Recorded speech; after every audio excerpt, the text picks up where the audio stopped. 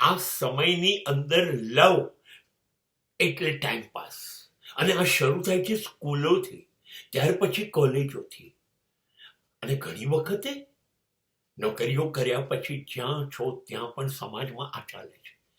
Vote do you mean by time pass? નહીં, અત્યારે મારે તારા બાઇક પર તારી ગાડી પર ફરવું છે, અત્યારે મારે પિઝા વગેરે ખાવું છે, અત્યારે મારે તારા પૈસે પિક્ચરો જોવા છે, અત્યારે મારા પૈસે મને ખરીદી કરાવો, મને જલસા કરવા છે. આ સ્કૂલથી શરૂ થાય છે. મને વેલેન્ટાઇનની ગિફ્ટ આપ, મને 31st ગિફ્ટ આપ, મને મારી વર્ષગાંઠ.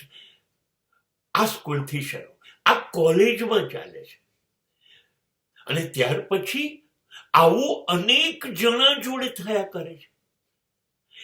પહેલા તો એકને છોડીને બીજા સાથે આવું થતું હતું. નહીં, હવે તો એક સાથે અનેક જોડે આવું થાય છે.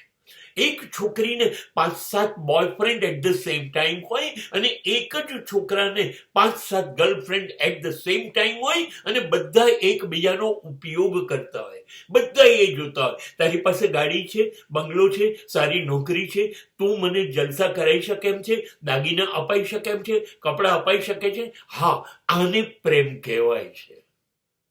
જો આ ના હોય તો આ વહેમ છે.